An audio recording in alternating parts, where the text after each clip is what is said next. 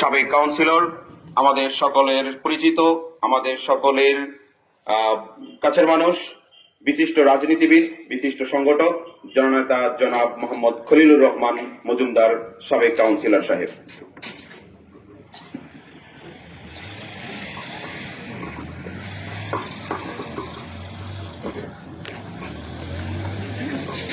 আউযু বিল্লাহি মিনাশ শাইতানির রাজিম। বিসমিল্লাহির রহমানির রহিম। চোরাবাজারের ব্যবসায়ী ফেডারেশনের সাধারণ সভার আজকের সভার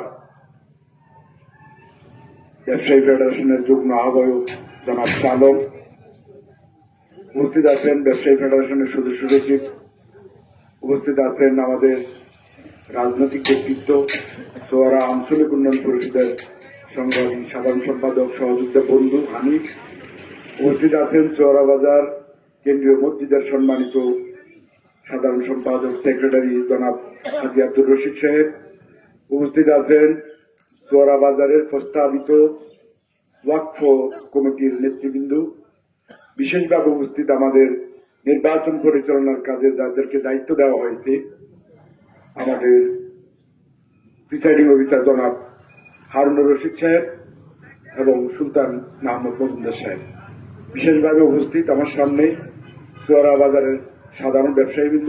আসসালামু আলাইকুম রহমতুল্লাহি ওয়া বারাকাতুহু। অনেকের বক্তব্য আমরা শুনেছি,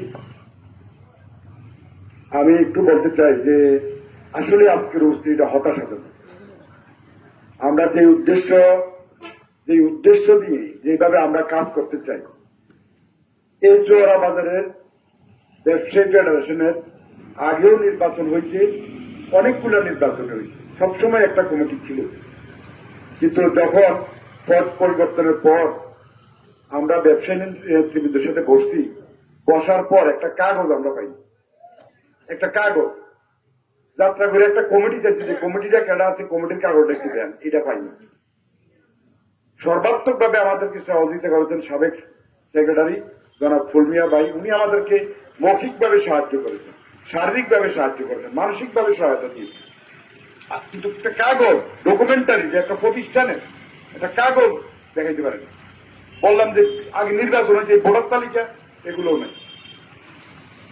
তারপরে আপনারা জানেন যে মহিলা সচিব সাহেব, উনি অত্যন্ত স্বচ্ছভাবে, নিখুঁতভাবে, রাজনৈতিক কারণে হয়তো ভিন্ন লোক ভিন্নভাবে চিন্তা করতে পারে, কিন্তু উনি চোরার ব্যাপারে অত্যন্ত আন্তরিকতার সহিত, অত্যন্ত সূক্ষ্মভাবে উনি চিন্তা করেছেন যে এই বাজারে ব্যবসায়ী ফেডারেশনে ব্যবসায়ীদের বোর্ডে ব্যবসায়ীদের নেতা নির্বাচিত হওয়া উচিত। রাজনৈতিক হস্তক্ষেপে রাজনৈতিক নেতৃবৃন্দ দেয় ব্যবসায়ী নেতা হইলে এখানে ভুলভাল কার্যক্রম হতে পারে এবং যেগুলা সাধারণ মানুষ এবং ব্যবসায়ীরা ভোগান্তির শিকার হইতে পারে। যাতে এই এলাকার সাধারণ মানুষ যারা ব্যবসায়ী, তারা বাজারে এসে নির্বিঘ্নে ব্যবসা করে, দোকানে তালা লাগাইয়া বাড়িতে যাইয়া নির্বিঘ্নে থাইকা পরদিন আবার দোকান খুললা দোকানে আবার আগের মাল পায়। আবার একদিকে অন্যদিকে ভোক্তারাও যাতে বাজারে আসিয়া কোন রকম হয়রানি ছাড়া, হ্যাসল ছাড়া, কোনো জায়দামালা ছাড়া বাজার থেকে খরচা করিয়া রিক্সায় করে বাড়ি যেতে পারে। এরকম একটা নিরবচ্ছিন্ন উভয়ের জন্য একটা সুন্দর পরিবেশ করার জন্য আমাদেরকে নির্দেশনা দিয়েছেন এবং সেই নির্দেশনার আলোকে আমরা আসলে একটা দায়িত্ব নিই যে আমরা ভাবছি আমাদের কোনো তদারকির ব্যাপার নেই, আমাদের এখানে কর্তৃত্বের কিছু নেই। আমরা এখানে একটা কাঠামো তৈরি করে এখানকার আপনাদের মধ্য থেকে আপনাদের নেতা নির্বাচনের একটা পদ্ধতি এবং প্রক্রিয়া গঠন করে দিই। আমরা একটা ভোটার তালিকা প্রণয়ন কমিটি করি, কুদ্দুস ভাইয়ের টিম লিডার কইরা জাহাঙ্গীর ভাই, হালিম ভাই, তারপর জলিল, তারপর ইব্রাহিম ভাই, তাদের সমন্বয়ে একটা ভোটার তালিকা প্রণয়ন কমিটি হয়েছে। তারা আপনাদের দোকানে দোকানে যাইয়া ফর্ম দিয়ে আসছে, আপনারাই ফর্ম দিচ্ছেন। এই ফর্ম থেকে যাচাই বাছাই কিছু ফর্ম বাদ গেছে, বাকি আমরা 556 জনের ভোটার তালিকা চূড়ান্ত করছি। এইটা আমি মনে করি এ যাবৎকালে চোরাবাজারের জন্য সবচেয়ে বড় অ্যাচিভমেন্ট। একটা ভোটার তালিকা সকলের ফোন নাম্বার সহ, এটা কি ক্যান ইউ ইমাজিন ইট? এটা খুব সহজ কাজ। একটা ভোটার অনেক কাজ, অনেক খুঁটিনাটি কাজ আছে, এটা এই বাজার জন্য সম্পূর্ণ হয়েছে। এটা আমি মনে করি প্রথম অ্যাচিভমেন্ট। তারপর আমরা এই বাজারের গঠনতন্ত্র নাই, কি কি নিয়ম নীতির উপর বাজার পরিচালিত হবে, ব্যবসায়ীরা কি কি নিয়ম নীতিতে চলবে, ফেডারেশন কি কি নিয়ম নীতি চলবে, নাই, আমরা গঠনতন্ত্র পাইনি। গঠনতন্ত্রের জন্য আলম খান সাহেবকে আহ্বায়ক করে আমরা একটা গঠনতন্ত্র প্রণয়ন কমিটি করি। ওনার কাজও চলমান আছে।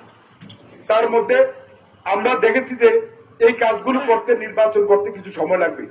একটা অ্যাডহক কমিটি করা দরকার। অ্যাডহক কমিটিও আমরা সর্বোচ্চ বিবেচনা নিরপেক্ষ ব্যক্তিদের মধ্যে থেকে করা হয়েছে। আমাদের বিএনপি করে, জামাত করে, এরকম ভোটলি দল করে, এরকম লোকজন ব্যবসায়ী সদস্য আছে না, তাদেরকে মধ্যে থেকে আমরা করে দিতে পারতাম না সভাপতি সেক্রেটারি? কি অসুবিধা হয়ে যেত? কিন্তু আমরা সেটা না করে আমরা একেবারে যারা মোটামুটি সামাজিক দল কি করে আমরা এটা দেখিনি। মোটামুটি এই যে মিতালি ডেলার্সে সেলিম ভাইরে আহ্বায়ক করে, সে আলম চাচারে যুগ না পায়, কালামরে ডাক্তার কালামরে সদস্য সচিব করা হয়েছে, 13 সদস্যের একটা অ্যাডহক কমিটি করা হয়েছে। আপনাদেরকে কোনোভাবে তাদেরকে দলীয়ভাবে বিবেচনা করা যায়? বিবেচনা করার মতো তারা হয়তো ব্যক্তিগতভাবে পছন্দের দল থাকতে পারে, সেটা ভিন্ন কথা, কিন্তু দলীয় কার্যক্রমে তারা অতটা স্পষ্ট নয় এলাকায়। তো আমরা এইভাবে একটা মার্জিন রেখে চেষ্টা করি। এই বাজারের জন্য আমাদের ক্ষেত্রে আমরা যেটা সিদ্ধান্ত নিয়েছি, আমাদের যা সিদ্ধান্ত হচ্ছে এই বাজারের কে সম্পূর্ণরূপে পরিষ্কার পরিচ্ছন্ন রাখতে হবে, যাতে করে আরামদায়ক ভাবে একজন ভোক্তা এসে কমফোর্ট ফিল করে যে একটা পরিষ্কার পরিচ্ছন্ন সুশৃঙ্খল এই বাজার চোরা বাজার।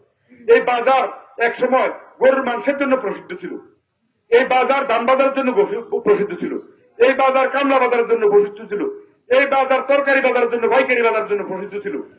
আজকে এই বাজারের ঐতিহ্য কি আছে?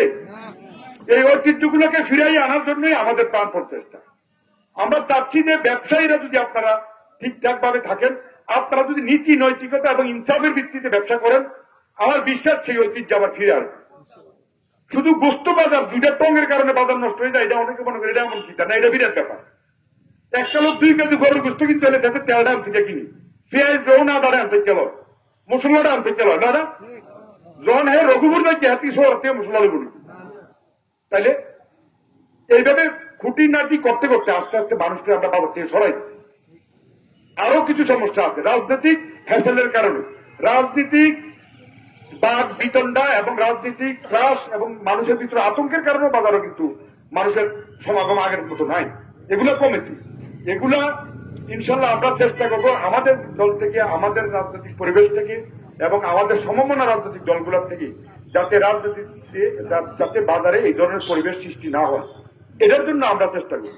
কিন্তু আপনারা ব্যবসায়ীরা যদি আপনারা একতা না থাকেন, আপনারা যদি ব্যবসায়ীরা আপনাদের ব্যবসাও চিন্তা করবেন, আবার যদি ভোক্তার অধিকারও চিন্তা না করেন, তাহলে তো ভোক্তারা যদি এখানে ভোক্তারা যদি ক্ষতিগ্রস্ত হয়, ভোক্তা যদি অপমানিত হয়, লাঞ্ছিত হয়, ভোক্তা তো এখান থেকে মুখ ফিরিয়ে অন্যদিকে চলে যাবে।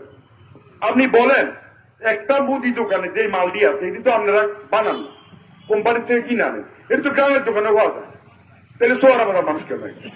আপনি বলেন যে লবণের প্যাকেট, পেঁয়াজ, রোন, এটা তো গ্রামের দোকানে পাওয়া যায় না, বাজারে কেন হয় কি? এই বাজারে আসার জন্য কিছু আকর্ষণ তৈরি করতে হবে মানুষ। এই বাজারে একটা লোক ইচ্ছা করে চা খাওয়ানোর মধ্যে লোকটা ভালো চা দোয়ান আছে আছে কিনা বলেন না? আমি কথা বলতেছি, কোনো বক্তব্য না, যদি খারাপ লাগে বললেন না। একটা যে দূরের থেকে 20 টিয়া রিক্সা ভাড়া দিয়ে একটা চা খাইতে বেরোবে, চা দোয়া আছে? 20 টিয়া রিক্সা ভাড়া দিয়া আমরা সোয়ালা ডুমুরিয়া লই ফেরত থেকে কিংবা রামপুর থেকে একটা লোক আইয়া বুট মুড়ি খাইতে বেরোবে, ভালো বুট মুড়ি দোয়া আছে? আছে? ভালো একটা হোটেল, মানসম্পন্ন হোটেল আছে যে এখানে আইয়া ভালো একটা মেহমানলে বসতে পারবো? এইভাবে সব। আরেকটা কথা বলি, মুরগি ব্যবসা। আমি দেখছি আমাদের এলাকার অনেক অনুষ্ঠানে মানুষ মুরগি কিন্তু দেখে সুয়াগাছি। কারণ কি? সুয়াগাছের মুরগিটি ফার্মের তৈরি না, এগুলো কি ফ্যাক্টরিতে বানা? যে ফ্যাক্টরি সুয়াগাছির ফার্মের কি সোয়ারা বাজার যে ফ্যাক্টরি, তাহলে সোয়ারা বাজার এই কাস্টমার গুলো সোয়ারা বাজারের মুরগি দোকানদাররা ধরে রাখতে পারছেন না কেন? এই জায়গায় আপনাদেরকে হাত দিতে হবে। আপনারা এই জায়গায় হাত দেন, এই কাস্টমার গুলো ধরে রাখেন। যখন সোয়ারা বাজার থেকে সে 20 কেজি মুরগি কিনবে, মুদি মালটাও সোয়ারা বাজার থেকে কিনবে, কাঁচা তরকারিটাও সে সোয়ারা বাজার থেকে কিনবে। যখন মুরগি লেগে আনে সিঞ্জিলে যায় সুয়াগাছি, তখন বাহি বাজারটা হয়তো সুরক্ষিত করে তুলবে। এইভাবে একটা একটা করতে করতে প্রতিটা খাতে খাতে আমরা নষ্ট। আজকে সোয়ারা বাজারের কোনো ব্যবসায় আলটিমেটলি ভালো নেই। 2-একটা ওষুধ দোকান, 2-একটা বীজ কীটনাশক দোকান, 2-একটা হোটেল ছাড়া আমার মনে অন্য ব্যবসায়ীরা কেউ ভালো নেই। আশা প্রশিকা এইসব থেকে এনজিও থেকে লোন টোন লইয়া তার কত কইরা চালাইতেছেন, বাজার খরচা করতেছেন, বাইক নিতেছেন, আইতেছেন, খাইতেছেন, বছর শেষে 5 লাখ 10 লাখ নাই। তার মানে আমরা ক্যাশ ব্যাংকে খাওয়াই তৈল। আপনি যে ব্যবসা করতেছেন ব্যবসাটা কি তৈল? মূল জায়গায় চিকিৎসা করতে হবে। আমরা চাই যে ব্যবসায়ীরা স্বস্তিতে ব্যবসা করুন, অতিরিক্ত মুনাফা না করুন, ভোক্তারও আরামদায়ক ভাবে নিশ্চিন্ত ভাবে আসুক যে সোয়ারা বাজার অন্তত জুলুম বেঞ্চাবি আমার উপর হবে না। এই মেসেজ যদি ভোক্তাদের কাছে যায়, ভোক্তারা আবার বাজারে আসবে। পরিকল্পিত ভাবে আপনাদের মধ্যে থেকে একটা লোককে যে চা শিল্পে ভালো, তাকে দিয়ে চা একটা দোকান বয় দেন। এই চা খাওয়ার লাগে 10টা লোক আসতে দায়িত্বের বেলা 200 টাকা খরচ করে পাচ্ছি। বড় কত বাজার এখন গেছো, এটা মশার কয়েল আগুন বাগুন 4-5টা অর্ডার দিয়ে দিন। একটা বাজার হয় না, এটা দোকান থেকে, গ্রামের দোকান থেকে সারা দিকে। এই সমস্ত বিষয়গুলোকে সংস্কারের রাস্তায় নিয়ে আসতে হবে। দীর্ঘদিন এখান থেকে বিভিন্ন ভাবে চিন্তা করা হয়েছে, এখন আর এইসব চিন্তার দিন নাই। এখন মল্লক চৌধুরী সাহেব আপনাদের মাথার উপর আছেন, আমরা আপনাদের সাথে আছি, আমরা আপনাদের সাথে ছায়ার মতো আছি। আপনাদের অসুবিধার দিকগুলো আমরা দেখব, কিন্তু আবার ভোক্তাদের অসুবিধার দিকগুলো আমরা দেখব। এই এলাকা কিন্তু আরেকটা কথা বলি, এই এলাকা কৃষকের বাজার, এই এলাকার বাজার কৃষকের বাজার। এখানে একজন লোক আফগানি একটা বারবের মধ্যে তরি তরকারি করে মোরাদ করে বাজারে নেবে, শূন্য বাজারে এই যে বাজার।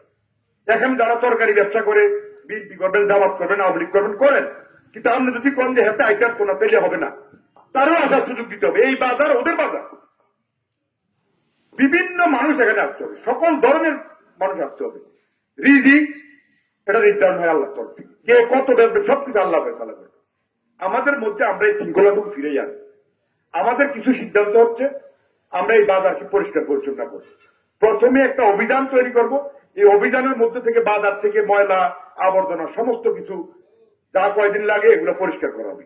তার পরবর্তীতে আপনারা ব্যবসায়ীরা নিজ দায়িত্বে আপনারা নিজের এলাকা পরিষ্কার রাখবেন। কোন দোকানের সামনে যদি ময়লা থাকে এর দায় দায়িত্ব আপনাদেরকে নিতে হবে। বাজারে সানাসের ব্যস্ত হাতে বালতি চলে, কাগজ টুকরা পলিথিন এগুলো আপনারা দোকানের সামনে বালতি রাখবেন, আপনাদের ময়লা আপনাদের কাছে রাখবেন। একটা নির্ধারিত জায়গায় ময়লাগুলো যাবে, সিটি কর্পোরেশনের গাড়ি এগুলো কালেক্ট করে ডাম্পিং স্টেশনে নিয়ে যাবে। সমস্ত কিছু পরিকল্পিতভাবে আমরা সিস্টেমের মধ্যে নিতে চাই। এবং ইতিমধ্যে আমরা এই কয়েকদিন বাজারে কাজ করতে যে অনেক সমস্যা দেখেছি, যে আমরা ভাবছি যে আসলে এই সমস্যাগুলো আমাদের ফেস করা অসুবিধা দেয়, এগুলোতে রাজনৈতিক হস্তক্ষেপ হয়ে যায়। এজন্য আমরা ভাবছি, এবং আমাদের নেতারও নির্দেশ, মল্লক চৌধুরী সাহেব খুব আন্তরিকভাবে চাচ্ছে যে এখানে খুব তাড়াতাড়ি একটা নির্বাচন হয়ে যায়। সেই লক্ষ্যে আমরা নির্বাচনের তফসিলের জন্য আজকের এই সাধারণ সভাটা করেছি। আজকের এই সাধারণ সভা নির্বাচনী তফসিলকে অনুমোদন দেন কিনা সবাই বলেন? দেন। তাহলে ইনশাল্লাহ আজকে একটু পরে ইনশাল্লাহ তফসিল দেওয়া হবে। নির্বাচনের ব্যাপারে আমরা সিদ্ধান্ত নিয়েছি, আমরা রোজার আগেই নির্বাচন করব। এবং এই নির্বাচনী কমিটিতে যারা প্রার্থী হবে, আপনারা সাধারণ ব্যবসায়ীদের কাছে অনুরোধ থাকবে, আমরা আমাদের অবস্থান থেকে সম্পূর্ণ নিরপেক্ষ থাকার চেষ্টা করব এবং সম্পূর্ণ নিরপেক্ষ থাকবো। কিন্তু আপনাদেরকে সঠিক নেতৃত্বটা আপনাদেরকে বাছাই করতে হবে। এই কারণে বাছাই করতে হবে কারণ আমাদের কিছু সংস্কার আছে বাজারে, আমাদের কিছু কাজ করতে হবে। এই মসজিদ মাদ্রাসাকে লক্ষ্য করে, এই মসজিদ মাদ্রাসার আয় হওয়ার জন্য এই বাজারে 1 একর 85 শতক ভূমি মকবুল আহমেদ খন্দকার সাহেব ওয়াকফ স্টেটে দিয়ে গেছে। এটার আয় থেকে মসজিদ মাদ্রাসা চলবে। দীর্ঘদিন মসজিদ মাদ্রাসা এই সমস্ত আয় থেকে বঞ্চিত। আজকে যারা ব্যবসায়ী সমিতিতে আসবে তাদেরকে এইসব কাজে সহযোগিতা করতে হবে। যারা এই কাজে সহযোগিতা করতে পারবে, যারা এই কাজে সহযোগিতা করে, এরকম লোক দেখে আপনারা ভোট দিবেন। আমি আগেই বলে দিলাম, এরপরে হয়তো বলবো না। আমাদের বাজারে এই বাজারকে সুশৃঙ্খল রাখার জন্য, ব্যবসায়ীদের অসুবিধাগুলো দেখার জন্য, বাজারকে পরিষ্কার পরিচ্ছন্ন রাখার জন্য, গ্রাহক মানুষের জন্য, ভোক্তাদের জন্য একটা আরামদায়ক বাজার তৈরি করার জন্য যে কর্মসূচি আমরা পরিকল্পনা নিব, সেই সমস্তগুলো বাস্তবায়ন করার জন্য যাদেরকে ভোট দিলে ভালো হবে তাদেরকে ভোট দিবে, এটা আমরা বলে রাখলাম। আর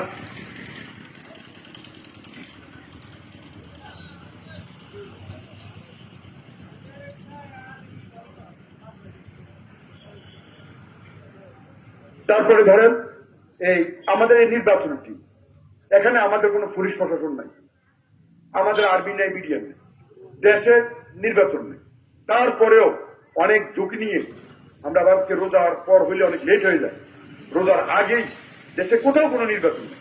আমরা এই চোরা বাজারে এই নির্বাচনের উদ্যোগ নিই এবং কয়েকজন অর্থপ্রাপ্ত শিক্ষক সম্মানিত মানুষকে আমরা দায়িত্ব দিয়েছি।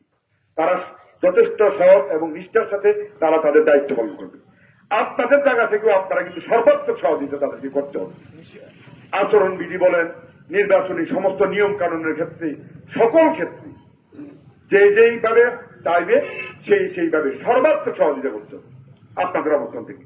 আমাদের এখানে কিছু বিষয় আছে, আমি একটু ভাঙিয়ে দিয়ে রাখি। সভাপতি সাধারণ সম্পাদকের ক্ষেত্রে আমরা নির্ধারণ করেছি 10,500 টাকা। এর মধ্যে জামানত হিসেবে থাকবে 8,000, মনোনয়ন ফরম ও ভোটার তালিকা এটার জন্য 2,500, আর সহসভাপতি, যুগ্ম সম্পাদক, সাংগঠনিক সম্পাদক, কোষাধ্যক্ষ এই পদের জন্য থাকবে 5,500, তার মধ্যে জামানত 3,500, ভোটার তালিকা ও মনোনয়ন ফরম আনুষঙ্গিক বাবদ 2,000, মোট এই 5,500 টাকা, দুইটা মিললে। এই টাকাটা আমরা উল্লেখ করে দিলাম কারণ মনোনয়নপত্র কেনার পরে এই টাকাটা কিন্তু অফেরতযোগ্য। যারা পদ পার করিয়া অথবা বাছাই যারা বাতিল করবে তাদের টাকাটা রিটার্ন দেবে, শুধুমাত্র জামানত যে টাকাটা, ঠিক আছে? আর যারা প্রতিদ্বন্দ্বিতা করবে, ফার্স্ট করেন ফেল করেন, এটা কিন্তু অফেরতযোগ্য, ঠিক আছে? তো এটা বললাম। আর আগামী দিনে ইনশাল্লাহ এ পর্যন্ত ভোটের তারিখ আমরা নির্ধারণ করছি, এটা আমরা একটু পরে রিটার্নিং কমিশন উনি নির্ধারণ করছে, ওনাকেই আমি বলবো, উনি ঘোষণা করবে। আমি আপনাদের সকলকে আরেকটা জিনিস, আমাদের সিদ্ধান্ত হচ্ছে এখন থেকে প্রতি 3 মাস পর পর অথবা 4 মাস পর পর, বছরে কমপক্ষে 3 বার এরকম সাধারণ সভা করতে হবে। এই সাধারণ সভায় কি কি কার্যক্রম ব্যবসায়ী নেতৃবৃন্দ করতেছেন, ব্যবসায়ী নেতৃবৃন্দের কার্যক্রম ঠিকভাবে চলছে কিনা, আপনারা ব্যবসায়ীরা ওখান থেকে প্রশ্ন করবেন, ব্যবসায়ীরা এখান থেকে জবাব দিন। এভাবে 3 মাস, বছরে কমপক্ষে 3 বার, পারলে 4 বার, কমপক্ষে 3 বার করতে হবে বছরের সভা। এই নিয়মটা আমরা নির্ধারণ করেছি। আরো কিছু বিধিবিধান আছে, এগুলো মনোনয়ন পত্র সময় দেওয়া হবে।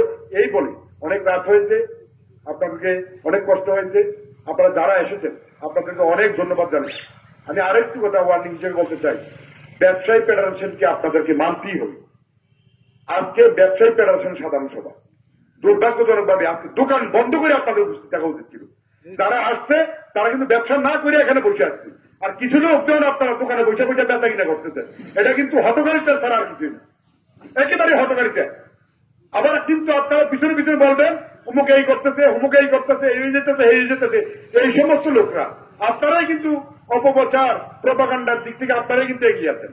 আপনারা এটা ঠিক করেন নাই, আপনারা বেঞ্চাবি করেছেন। যারা মিটিং এ আসছে আর আপনারা যারা আসেন নাই, আপনারা কিন্তু যারা আসছে তাদের সাথে বেঞ্চাবি করেছেন। যাই হোক, আগামী দিনে আমরা আশা করবো এরকম সাধারণ সভা ডাকলে প্রয়োজনে দোকান বন্ধ করে হলে আপনারা আসবেন। আপনাদের নেতৃবৃন্দকে সম্মান দেখাতে আপনাদের সমস্যা কোথায় বলেন? সমস্যা আছে? তাহলে আপনাদের নেতৃবৃন্দ যখন সাধারণ সভা ডাকবে প্রত্যেকে আসবে, আপনাদের অভাব অভিযোগের কথা বলবেন। এই বলে আবার সবাইকে ধন্যবাদ জানিয়ে আমি আমার বক্তব্য শেষ করছি। আল্লাহ হাফেজ। বাংলাদেশ জিন্দাবাদ। সোহরাব আজাদ জিন্দাবাদ। আসসালামু আলাইকুম।